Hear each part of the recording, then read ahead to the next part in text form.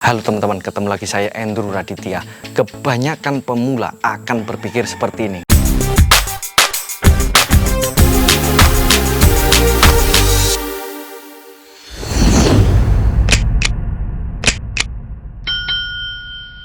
Yang pertama, semakin sering latihan, semakin cepat terbentuk. Ya enggak? Maka dari itu, kebanyakan pemula akan melakukan latihan yang sama setiap hari karena berpikir bahwa semakin sering latihan, maka otot akan semakin cepat terbentuk. Mungkin ada yang berpikir, emang bener kok, toh buktinya badan makin besar setiap latihan. Yang kalian alami pada saat latihan itu adalah efek pumping, di mana otot terlihat besar saat sedang latihan. Dan efek pumping itu hanya sementara. Berbeda dengan pembentukan otot, pumping efek ini masuknya cairan ke dalam sel otot karena kontraksi otot yang secara terus-menerus karena latihan itu. Dan ini nggak lama, ini hanya sementara, sekitar 1-2 jam kemudian ini juga kempes lagi. Bahkan yang lebih parah lagi, pagi push up, siang push up, sore push up, malam push up, seperti itu terus. Walaupun umumnya pemula akan lebih cepat membentuk otot sebesar regulasi otot masing-masing orang. Jika sudah mencapai besar standarnya, maka akan jauh lebih susah untuk membesarkannya lagi. Maka dari itu diperlukan jadwal yang tepat untuk memaksimalkan perkembangan otot kita. Yang kedua, protein. Ngomong-ngomong soal otot, terbentuknya otot ini kan nggak hanya latihannya saja, ada istirahat berkualitas, ada asupan nutrisi, terlebih protein. Nah, kebanyakan pemula akan berpikir bahwa semakin banyak konsumsi protein akan semakin cepat terbentuk. Bahkan ada yang berpikir tanpa suplemen otot tidak akan terbentuk. Umumnya orang akan mengacu pada 2 gram per kilogram berat badan. Tapi tidak harus seperti itu.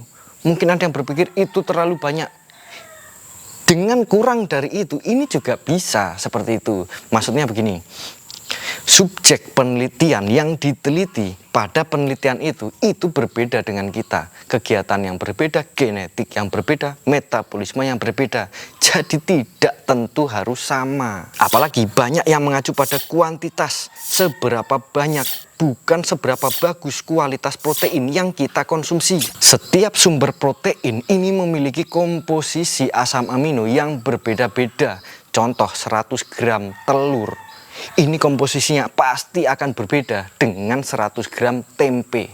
Seperti itu. Maka dari itu saya selalu menyarankan teman-teman untuk memperhatikan nilai DIAS atau Digestible Indispensable Amino Acid Score. Daripada pusing-pusing memperhitungkan berapa kebutuhan protein harian yang tidak ada yang pasti dalam setiap perhitungan manapun.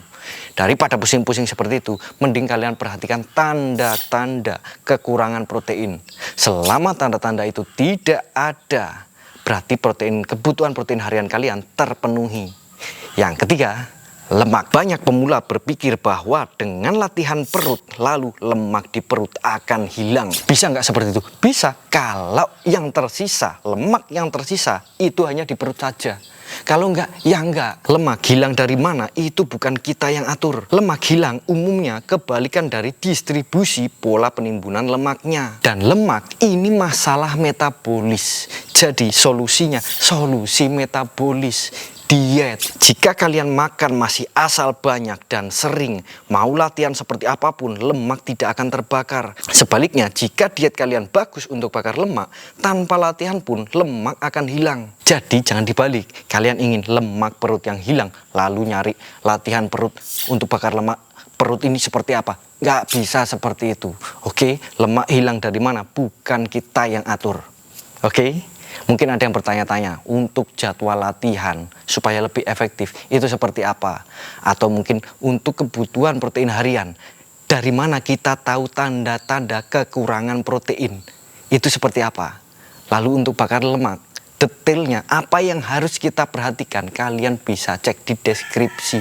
Jangan lupa cek di deskripsi. Satu lagi, jika kalian bukan binaraga, fokuslah pada selera masing-masing. Orang pasti akan banyak yang bilang kurang inilah, kurang itulah, tapi fokuslah pada cermin. Tentukan selera kalian masing-masing. Raihlah bentuk badan sesuai dengan yang kalian inginkan, bukan yang orang inginkan. Ingat, badan yang punya badan itu kalian.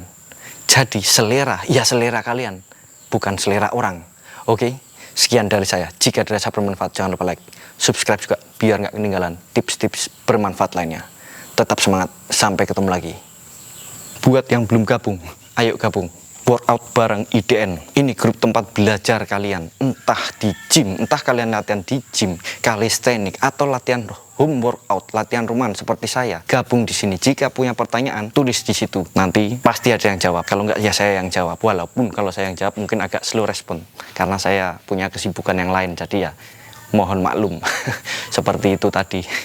Oke, sampai ketemu lagi.